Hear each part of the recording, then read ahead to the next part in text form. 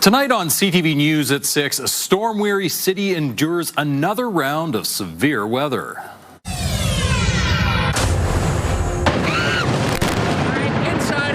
Inside. A midday monsoon sinks parts of the city. From tens of thousands evacuating a canceled concert. The crowd grew, kids screaming, people crying, and fights starting and people pushing. To flooded streets and raining bricks the wild weekend outside in Edmonton. And weather notwithstanding, staple summer festivals report a solid turnout. I think it's demonstrating that, we're kind of on the right track with the Reimagining K-Days. Good evening. Fresh off a stormy weekend that left many in Edmonton with extensive cleanup, our city was hammered with another downpour. Many parts of Edmonton were soaked with more heavy rain, including Connors Road. Police shut down the area to traffic as it was mostly underwater. And there's a live shot of the area, which is still quite wet, though much of the major flooding has drained. The city also had to close 126th Ave at 66th Street. One man who has lived in the area for 26 years says he never imagined it being shut down due to rain. We're in a 120-year rain high. We've never seen weather like this in our lifetime, so there's nobody alive today who's seen this much rain in Edmonton. So I guess if it could make 100 years without flooding, we're doing pretty good jobs. At least one cyclist decided to brave the deep water, biking right past a submerged car. Now, all of this is piling on top of that extremely wet weekend. Narman Issa reports. We're just watching the storm from the patio, and I was honestly worried about the hail damaging my own vehicle. It wasn't hail, but falling bricks Michaela Erickson and her fiancé had to worry about. Strong winds on Saturday caused several bricks to fly off of a neighboring high-rise near Commonwealth Stadium. I'm kind of worried to drive it as I don't know what it did to the frame. The door doesn't open all the way. The bricks were moved off to the side. However, you can still see the remnants on the road.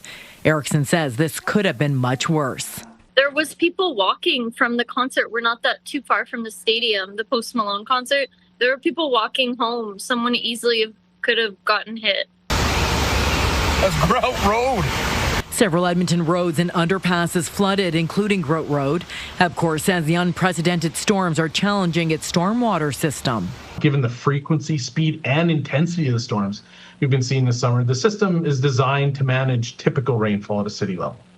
Extreme and prolonged rainfall can challenge or temporarily exceed capacity in localized areas. EPCOR received 23 calls on Saturday to report various manhole covers that came loose. Anyone who observes a lifted, missing, or displaced maintenance hole or manhole cover, report it immediately to EPCOR. And then again, if there's an immediate threat to public safety, residents can also call 911. On top of flooding, EPCOR is also dealing with power outages. The City of Edmonton has requested reimbursement from the province through a special program, saying June's storms caused roughly $26 million in uninsurable losses and damages. Narman Issa, CTV News, Edmonton. These persistent storms are starting to impact our reporting.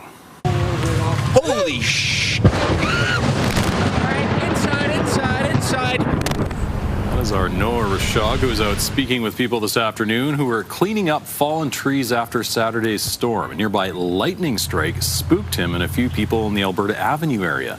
We'll hear more from Noah in just a few minutes. First, though, we'll bring Josh in. Josh, welcome back. Yeah, I kind of hoped this pattern would break by the time I got back. There's no easing into it for you. That is not the case. Just more of the same. You had about 10 to 30 millimeters of rain for most of the city today, officially 21 downtown. Parts of the south and east ends of the city, though, 40 to 50 millimeters of rain. Officially, though, 21 is going to bring us to 263 for the month. You remember last month? 271, so we're getting close to last month. The all-time wettest July and wettest month period is July 1901, 283. So that's in the top spot. Second wettest month ever last month. Third wettest month ever this month. And we're not even done this month. In fact, you add last month and this month, We're at 534, which makes this the wettest summer combined, June, July, and August. We're not even into August. We're over 100 millimeters ahead of second place. More storms in the forecast for tomorrow. Some more storms in east central Alberta right now. We'll focus on all that in a couple minutes. All right. Thank you, Josh.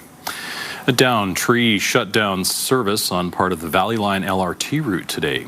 Crews were busy cleaning up the mess late this afternoon in the Strathern area. It stopped service between the Matart and Holyrood stops. ETS is running replacement buses between Bonnie Doon and downtown and says those buses were experiencing delays due to that Connors Road flooding that we showed you earlier.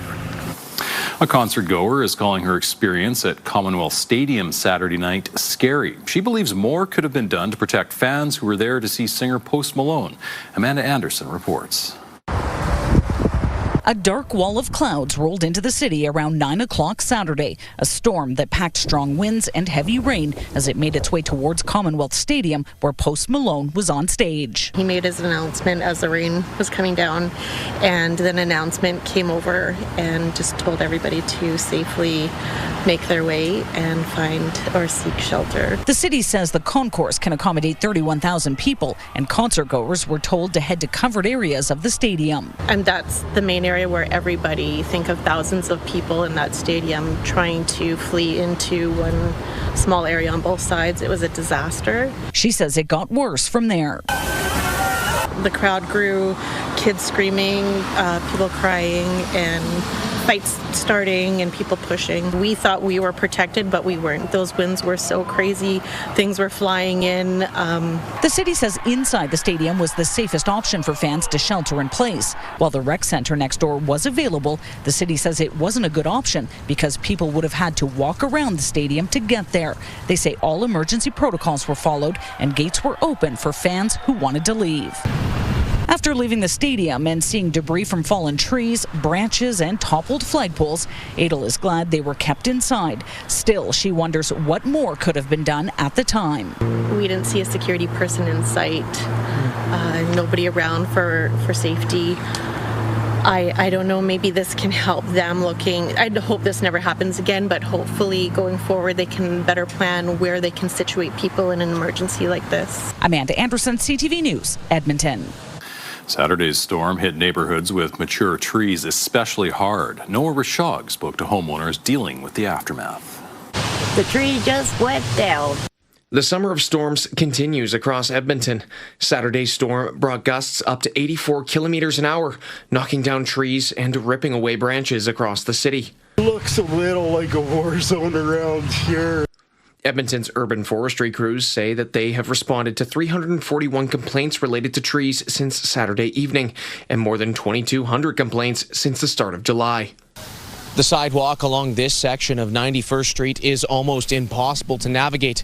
This area of the city being hit particularly hard, falling trees across all of these properties, leaving homeowners to deal with the damage. Lori Hochman lives along 91st Street in the Alberta Avenue neighborhood. She was waiting out the storm when her roommate told her that a tree had fallen onto the neighbor's property. It's nature. Like, what are you going to do? You can't change it. Did you tell the guy up there not to blow the tree down? One branch fell down across the street, blocking traffic. They had to get out of their cars. It took 5 men to lift this branch off the road to get through our street. At the end of the street, Daryl Lestuka is cleaning gutters to get ahead of Monday's rainfall. He's got an elm in his front yard, making him nervous. Talked with the arborists when they've been out trimming trees in the neighborhood, and they say that this one is a very healthy tree, so I'm hoping that means that it's a strong one and not going to come down anytime soon. The only thing he hopes snap is the streak of summer storms. Noah Rashog, CTV News, Edmonton.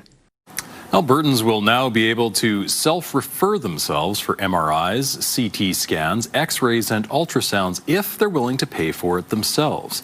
The Premier says the new policy will save lives and won't take resources away from people who've been referred for the same tests by doctors. Connor Hogg joins us now with more. Connor, why is the province expanding this access?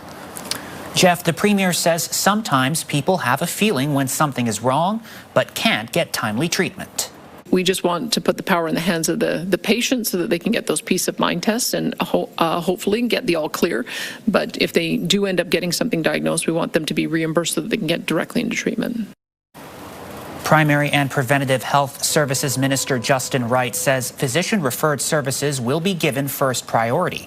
When asked why she is taking this approach rather than putting the money into primary care, the Premier says diagnostics could take over the whole healthcare budget. We could spend 100% of the healthcare budget on diagnostic and never treat a single patient. That's how expensive the diagnostic tests are and how frequent they are. And so we do have to rely on doctors to use their expert opinion about whether they think somebody should seek a diagnosis. This is not going to solve the problem that exists within our healthcare system. This is going to make it wait time longer, and it's going to create a two-tier system. Smith says someone who chooses to seek their own test should pay out of pocket unless something is discovered. If the self-paid test leads to a new cancer diagnosis, the patient may be eligible for provincial reimbursements up to limits set by the government. Patients with private health insurance will have to submit through their provider first. The Primary and Preventative Health Services Minister says participating clinics aren't allowed to favor self-referrals over doctor referrals, and they aren't allowed to reduce the amount of publicly funded exams. Jeff? All right, Connor, thank you. Connor Hogg live for us tonight. Police are looking for the driver of a vehicle that hit a man in South Edmonton last week. Police say on Friday morning, a man in his 50s was hit on 42nd Ave and Calgary Trail. He was taken to hospital with life-threatening injuries. The driver who hit the man left the scene. They're asking anyone who may have dash cam footage of the crash to contact them. Second Chance Animal Rescue Society is putting out the call for animal foster homes. SCARS relies on foster homes to help get dogs and cats ready for permanent adoption. If the animals are not in foster, they're living in one of the facilities. SCARS says once an animal goes into a foster home, a spot opens up to help another one. On Your Morning Edmonton today, the organization explained how it pairs the proper foster family with the appropriate dog or cat.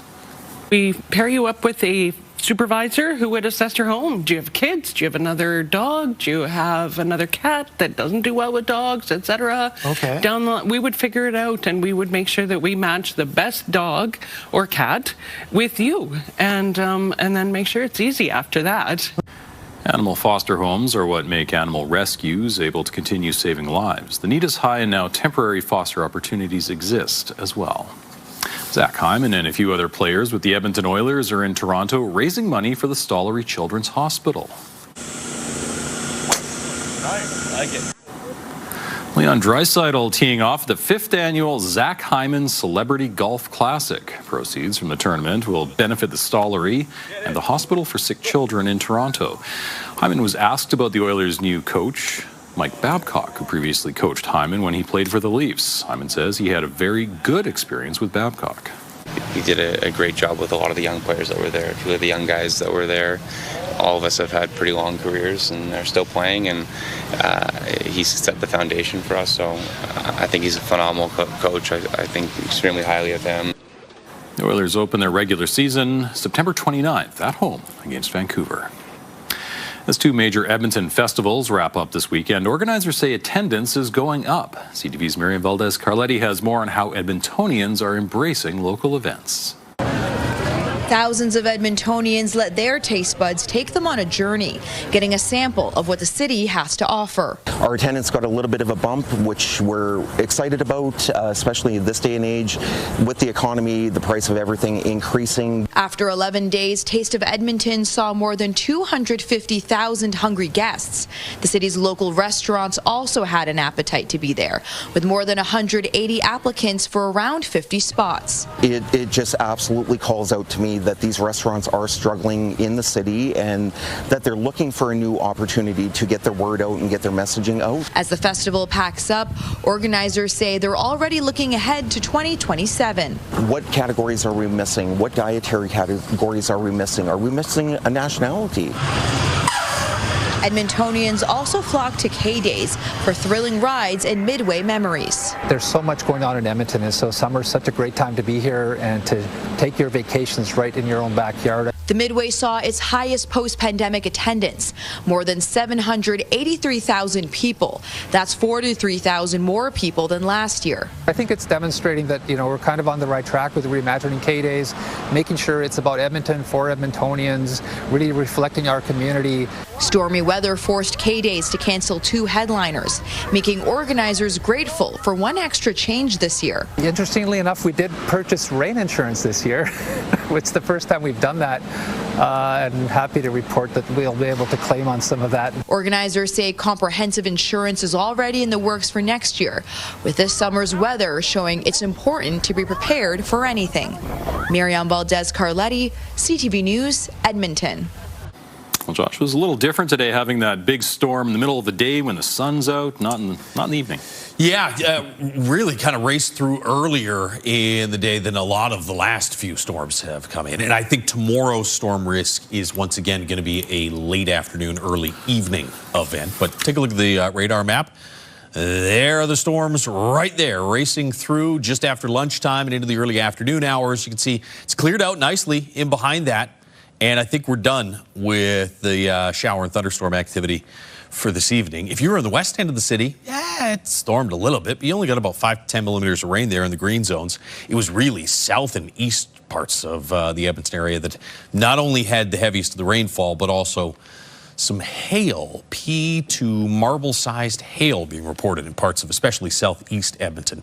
21 degrees for a daytime high after starting at 18, so not a lot of change to temperatures through the course of the day today, and we're still at 20 degrees downtown, 18s outside the city. Wind is backed off after that storm has gone through, and the severe thunderstorm watch has just been ended. If you were watching at 5, we said, listen, the western flank of that, which included Edmonton, was probably going to be dropped shortly, and it has. The warnings have also been dropped for east central Alberta, as has the tornado watch that was in effect for the Lloydminster-Wainwright area. So as of right now, just a severe thunderstorm watch for those areas. You can see the worst of those storms, though, are now on the Saskatchewan side of the border. All right, here's your forecast for the next 24 hours. Done with the storms for tonight. Enjoy the evening. Should be a beautiful evening. A little humid. 14 degrees tomorrow morning. We'll get to about 27 for a high tomorrow afternoon. And then a chance of storms around supper time. I'll tell you what the rest of the week looks like in just a few minutes. All right. Thank you, Josh. Still ahead, a new approach. We are not giving up. Our approach is changing. Calgary police end ground search efforts for a missing 11-year-old. The new focus of the investigation next, also ahead. We knew that they were operating in our market, but they didn't have those additional measures. The Premier defends regulated online gambling as Albertans notice a surge in ads for the sites.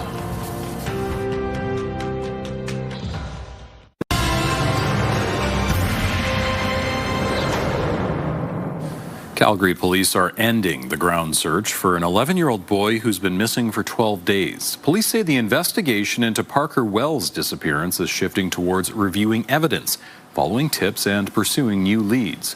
More than 650 police officers have searched thousands of kilometers on the ground, water, and from the air.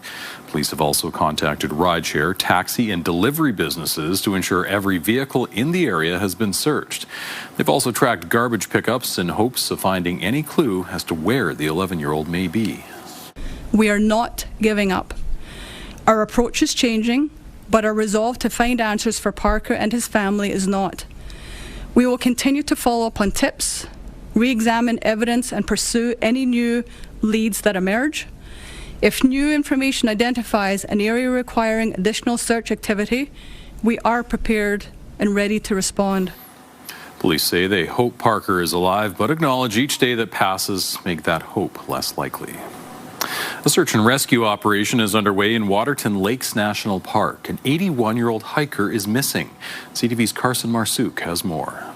Bob Toothill had told family he was planning to arrive in the Crowsnest Pass on July 22nd after hiking the Great Divide Trail, but he never arrived. On July 23rd, family alerted Parks Canada and RCMP, and search and rescue operations began. His last known location was Roe Lates Trail on July 19th. Parts Canada says its members are concentrating search efforts in the western portion of the national park, while Southwest Alberta Regional Search and Rescue is conducting searches in areas outside the park. Aerial resources have also been brought in to help. Toothill may be wearing dark blue shorts or pants, light blue shirt, and a gray backpack. In a Facebook post, his daughter writes that he is an avid outdoorsman and can easily cover 15 to 20 kilometers or more daily. At this time, Parts Canada is asking the public not to do any volunteer searches as the terrain is remote and rugged.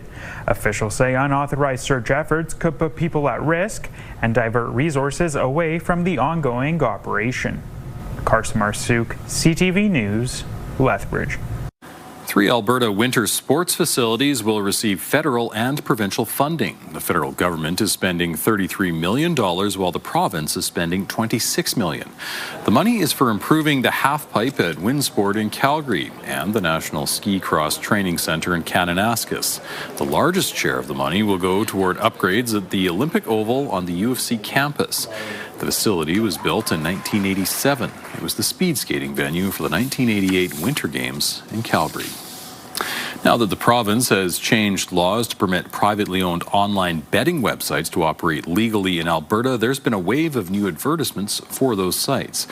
During her Saturday morning radio call-in show, Premier Danielle Smith said the websites were accessible and unregulated before. The province is now letting them operate under provincial restrictions while generating tax revenue. Smith says they will be required to have user-set betting limits and time limits so people can check themselves. The sites will also have to allow someone who knows they are a problem gambler to exclude themselves across all platforms. We also have rules around advertising. No professional athletes encouraging people to place bets, no advertising to young people, and no advertising to people with gambling problems that are trying to quit. So those are all the things that we wanted to build in. We knew that they were operating in our market, but they didn't have those additional measures. The province estimates the market will generate about $76 million in its first year, with revenue expected to rise in the future. Smith says the government will use some of that to promote social responsibility and address problematic gambling. Still ahead, an Alberta woman connecting people with a shared diagnosis. I hope they feel seen when I'm blogging, and you're not alone. Just always remember that you're incurably awesome. How she's helping others with the same rare condition feel less alone and take control of their health. Personally, I don't think I would have connected a lot of the dots without the resources of people like Bethany. Should be a beautiful evening. Looks a little hazy out there, but no more storms in the Edmonton area tonight. That changes tomorrow. Back to a severe storm risk around supper time. Those details and the rest of the 5 to 10 day forecast right after the break.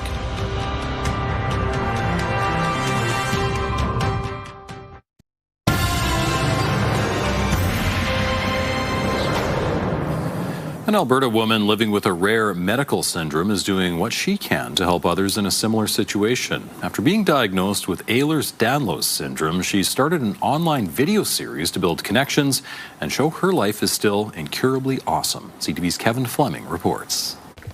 It's a daily routine for Bethany D'Amico. She gets all her medication and meals through a feeding tube. I have esophageal spasms. I have gastroparesis, colonic inertia, and small intestinal dysmotility. So that all resulted in a feeding tube. D'Amico lives with Ehlers-Danlos syndrome that impacts her joints, ligaments, tendons, and pretty much everything else in her body. The collagen is kind of like the glue that holds your body together. My glue is falling apart. So my body's kind of falling apart along with it. It's a daily challenge to stay positive when in constant pain, but D'Amico turned to sharing her story through videos on her YouTube channel called Incurably Awesome. My body is actually crashing right now. The pain is like an 8 out of 10, I would say, but I'm used to this amount of pain. And what am I gonna do? Lay in bed all day and feel sorry for myself? There's only so much that you can do before you stand up and say, hey, I need to live my life to the fullest and keep pushing forward. And that's how Incurably Awesome was started. Morgan McNeil was diagnosed with Ehlers-Danlos last year, and the two met through social media support groups and have become friends. Personally, I don't think I would have connected a lot of the dots without the resources of people like Bethany on YouTube and on Facebook discussing their health problems, because it is very complicated and stuff can get brushed off that could be really important details. And when someone like Bethany is out there saying, hey, this is all connected, it really helps and it really makes you feel like you're not crazy. D'Amico says her goal is to help as many people as she can through her videos. I hope they feel seen when I'm vlogging, and you're not alone. Just always remember that you're incurably awesome. Kevin Fleming, CTV News, Calgary. Say what you will about all these storms so far this summer, but the periods between them, the weather just seems so nice, you know? It'd be nice if we could extend some of those periods, just even 2 days between them a little bit longer. Just not going to be the case. You know what's interesting, though, is just how much more rain has fallen in Edmonton than other parts of the province. Edmonton and surrounding area. So Blatchford, the official station downtown, 263. You look at the airport south of the city, I mean, there's not a lot of distance between these two. 150 millimeters of difference, though, when you look at precipitation. Cold Lake's at 64. You get 71 in Fort McMurray. Look at Red Deer and Calgary in the month of July, 20 and 17. We're at 263 in the city. Why? Well, part of it is that rain begets rain, right? It's moist. There's a lot of moisture in the ground. You can feel that humidity out there. And so anytime anything comes through and tries to set off a shower or thunderstorm, there's all kinds of fuel for it. And also, this is where the storm track has been pretty persistently for the last, well, couple of months. It's changed and shifted a little bit here and there, but that's been the overriding pattern, and that has been almost right through our area for week after week after week. River Valley Skycam, little hazy. We're at a 4 right now. Air Quality Health Index, that's the low end of the moderate risk range. Looks like we'll stay about a 3 or 4. Smokier in southern parts of the province. Hotter and drier as well, as that storm track tomorrow carries the storms to the north. 20 degrees right now, 21 in Edmonton, 22 and 21 in Grand Prairie and Fort McMurray for daytime highs. 31 and 32 across the south. So you have heat warnings in effect for the areas in pink, southern prairies. Tornado watch for the area in gray. Severe thunderstorm warnings in red, and still a lingering severe thunderstorm watch, although that's going to be dropped pretty quickly. These storms, the worst of them are off into Saskatchewan. Still a little bit of action back on the Alberta side, but nothing severe. Watch for these showers. Look, there it is again, looping up around that low pressure system out in the Pacific. Here's your storm track. So overnight tonight, you're going to see some showers pushing to northwestern Alberta. That'll slide towards Fort McMurray by tomorrow morning. I think we'll start the day with some sunshine here in the city. You get to mid to late afternoon, storms start to fire up off to the west.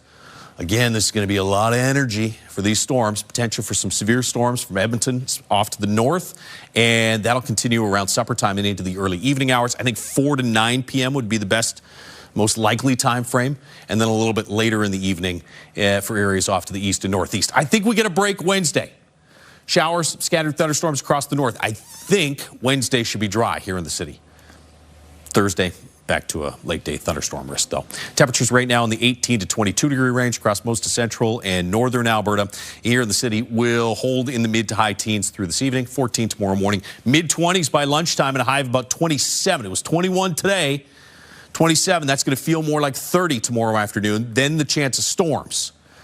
23 and 25 for Wednesday, Thursday, and high 20s, close to 30 to close the week. Another chance of some late day thunderstorms Thursday and again Saturday. Thank you, Josh.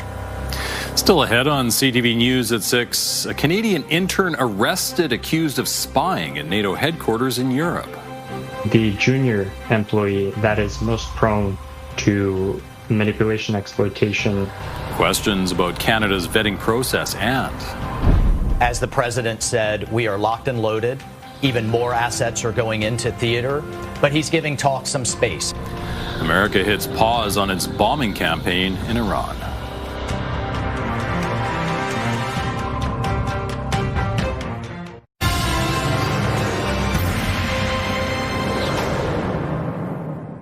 An intern from Canada has been arrested accused of spying at NATO headquarters. As CTV's Judy Trin reports, it's raising concerns about a breach in Canada's vetting process.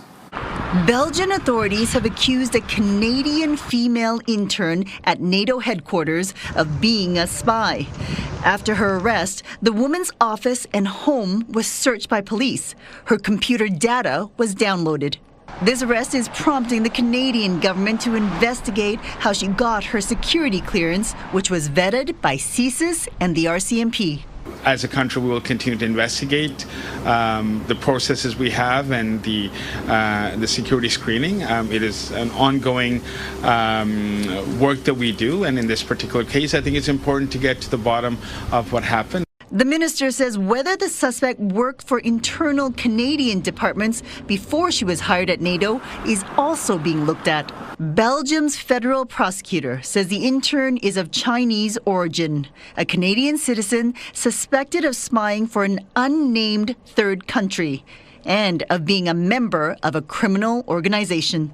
The junior employee that is most prone to manipulation, exploitation, senior or leadership positions, they often have the protection 24/7. They have security agencies watching their back. Analysts say young employees are vulnerable targets for hostile foreign powers playing the long game. The juice is worth the squeeze, right? Because, I mean, if they invest in this asset for a very long time to keep it under the radar, keep attention away from that person, and then that asset rises to deputy foreign minister or becomes head of the delegation or, is one of the political military affairs at shape. The amount of intelligence and what that asset can pay back after years of investment is really just unbelievable. NATO says no sensitive information or operations were compromised at its headquarters. The Canadian woman makes her first appearance in court on Tuesday behind closed doors. Judy Trin, CTV News, Ottawa. The U.S. ambassador to the United Nations says American attacks on Iran have paused to make room for diplomacy after 13 consecutive days of strikes. As the president said, we are locked and loaded. Even more assets are going into theater, but he's giving talks some space. That was Ambassador Mike Waltz appearing on Fox News Sunday. He said negotiators from Oman, Iran, and other countries have been engaged in talks from the senior level to the technical level over the past few weeks, and talks have ramped up the past few days. Waltz says the president prefers diplomacy, but he's shown what will happen if Iran doesn't take negotiations seriously. Toronto police are searching for suspects after the American consulate in that city was shot at early this morning. The second time this year the building has been targeted by gunfire. Police say officers had heard gunshots and found a shell casing outside the building and chased a vehicle from the scene. The pursuit called off when speeds hit 140 kilometers per hour. No injuries have been reported. The incident comes about 4 months after the building was hit by gunfire in another shooting, which the RCMP called a national security incident. Meanwhile, police have released an image of a suspect vehicle after 2 Jewish-owned bagel shops were shot at in Toronto over the weekend. Investigators believe this dark-colored SUV is linked to both incidents. In both cases, the shops were closed and no one was hurt. The Guns and Gangs Task Force is now leading the investigation with support from the Counterterrorism Unit and the Hate Crime Unit. A wildfire evacuation alert for the city of Kimberley, BC has been rescinded. BC Wildfire Service said crews will continue with their fire suppression efforts on the Matthew Creek wildfire. Officials say everyone needs to remain aware because conditions can change. In BC, there are about 140 active wildfires. Many of the areas in BC, especially in the southern half of the province, have dry fuels that are receptive to ignition. And so when we get the conditions we've seen recently with lightning, especially when it's not coming with rain, and that heat and dry weather and wind, it makes it really easy for new fires to ignite and for those fires to burn aggressively. More than 50 of the wildfires are burning out of control. People living in and around the village of 70 Mile House have been told to leave in an expanded evacuation order. The growing fire has already destroyed some homes and other structures nearby Clinton. The Gordie Howe International Bridge is now open. After decades of planning and construction, the first vehicles crossed between Detroit and Windsor this morning. The new bridge will handle about 45% of commercial traffic moving through the Windsor-Detroit corridor, helping billions of dollars worth of goods reach destinations faster. The bridge took 8 years to build, and it cost Canadian taxpayers nearly $6.5 billion. Canada held a ceremony last week to mark the opening of the bridge. A joint celebration with the U.S. was cancelled over new tariff threats on Canadian goods. Singer-songwriter Carly Simon has revealed she's been diagnosed with Parkinson's disease.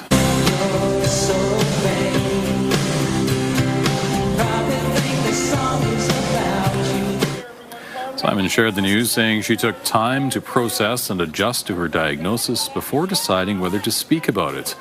The Grammy-winning singer-songwriter and Oscar winner built a remarkable career in music and has also authored 5 children's books and 2 memoirs. Canadian actor Ryan Gosling is finally joining the Marvel Cinematic Universe. He broke the news to delighted fans at San Diego Comic-Con over the weekend. This is a character I've wanted to play for a very long time. Gosling will take on the role of Ghost Rider, a cursed, flaming-skulled anti-hero who acts as the spirit of vengeance while riding a possessed motorcycle from hell.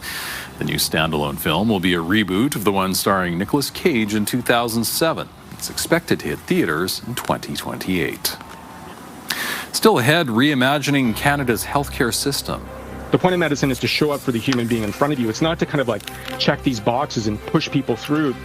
Emergency room doctors proposing major changes as they report high levels of burnout.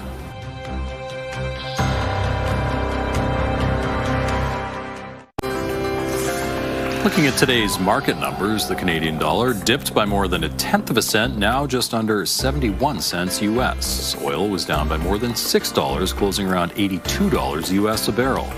Gold gained about $6 on the day. On the stock market, the TSX gained 199 points. The Dow Jones is up 262. The Canadian Medical Association Journal says 10% of emergency room doctors are leaving their positions in part due to burnout. Now, a group of doctors wants to see a full redesign of Canada's emergency care system. CTV's Adrian Gobriel has more.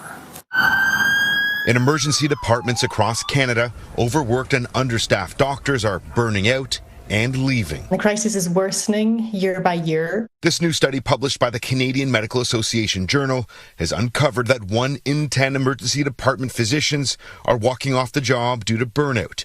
Dr. Kirsten DeWitt is the lead author of the national study that has spanned the last 6 years. Emergency physicians are feeling like they're carrying the burden of healthcare. Hundreds of doctors surveyed across Canada shared that they're burnt out, in part due to being forced to deliver hallway medicine to too many patients, while highlighting a lack of staffing support on the ground. Patients are dying in our emergency departments, and we know that this is going to continue to happen. Among the doctors who've remained working in the ER, 48% have reduced clinical hours and 20% have taken time off. Some of the metrics that we're asked to pay attention to are how many patients you see, not how well you see them. In May of 2020, emergency department Dr. James Maskalik was diagnosed with stage 4 cancer. After successfully battling the disease, he returned to work with a renewed focus on his colleagues' well-being and their ability to deliver quality care. The point of medicine is to show up for the human being in front of you. It's not to kind of like check these boxes and push people through. A comprehensive framework for redesigning Canada's emergency care system has been released by the Association of Emergency Physicians. We have a huge shortage of nurses and physicians in the emergency department. We're all working overtime all the time. A statement from the Office of Ontario's Minister of Health says in part that we need the federal government to step up as a full funding partner by renewing expiring health funding agreements to provide stable, predictable, and flexible long-term funding. Though doctors surveyed say their years-long plea for support have continuously been ignored by all levels of government. Adrian Gobriel, CTV News, Toronto. The federal government says dozens of people who traveled to Canada for the FIFA World Cup have since sought asylum in our country. Immigration, Refugees and Citizenship Canada says 175 people who flagged the tournament on their temporary residence applications before traveling to Canada went on to submit asylum claims. That's out of more than 26,000 people who said the World Cup was their purpose for visiting. The people seeking asylum must either do so with a Canadian Border Services Agency officer at a port of entry or with IRCC if they've already been granted entry. Country music will take over cameras this weekend. This year's Big Valley Jamboree features artists like Keith Urban, Riley Green, and Old Dominion. The festival also has food vendors, camping, and a variety of activities on the grounds. Organizers say it takes months of planning to make the weekend memorable. Honestly, I think we've got 5 stages. There's 4 days of truly nonstop entertainment. It goes beyond the music as well, with a hypnotist and bull riding, dueling pianos. So there's a lot. I always tell people you can't come into it expecting your traditional arena or stadium concert experience. For most fans, music is the main attraction. Performers say festivals like BVJ are about connecting with fans. I think like the stage is kind of where you get to see like my true self. I feel like I'm like a really reserved person when I'm just like on my own, but when I'm on stage, it's like time to let loose and just have fun. And that was my first love, so I think it's just it's like homecoming every time I hit the stage. The festival begins Thursday and runs through Sunday at the Camrose Exhibition Grounds. Tickets for the weekend are still available. Still ahead, a high-stakes training camp. There's going to be some tough decisions still to be had here. The road to the Hlinka Gretzky Cup begins in our city.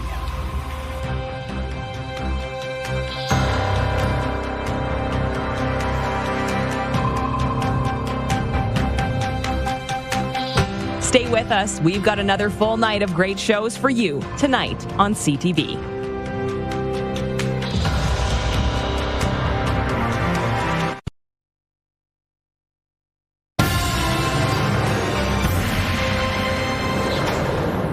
The road to the Hlinka Gretzky Cup began in Edmonton today. Hockey Canada's National Men's Under-18 Training Camp is now underway.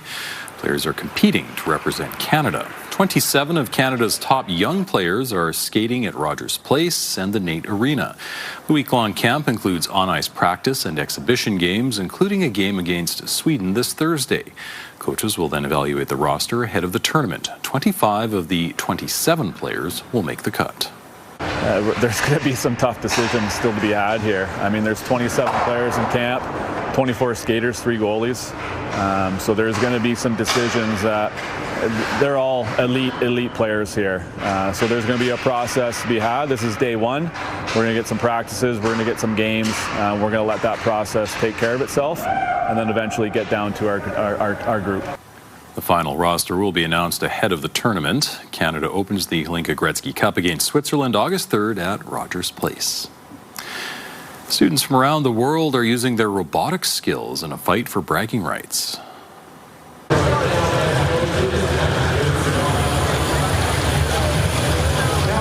48 teams competed for the first Alberta Canadian Rockies International Tournament over the weekend. The Edmonton Expo was filled with grades 6 to 12 students from different countries, including the U.S., China, Jamaica, and Romania. 9 teams were from Alberta. Organizers hope this helps students better understand the technology. We want them to learn. We want them to learn from each other, right? That's really the advantage of an international event, is they get to talk to each other, learn, they get to strategize and learn from each other's strategies and grow as individuals. First Alberta began in Edmonton in 2007. One more look at your forecast. Should be a nice evening tonight. A little hazy out there, but storm-free for the rest of tonight.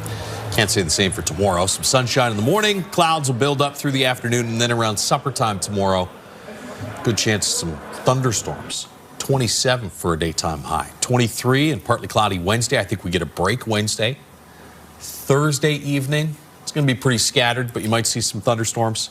27 and 29 Friday, Saturday. Chance of some storms again late in the day on Saturday. Next week looks pretty good. Monday, Tuesday, Wednesday. We'll see if that holds over the course of the next couple of days, though, especially tomorrow. All right. Some more storms. All right. Thank you, Josh, and thank you very much for sharing your time with us. For news anytime, check out our website, ctvnewsedmonton.ca. Good night, everyone.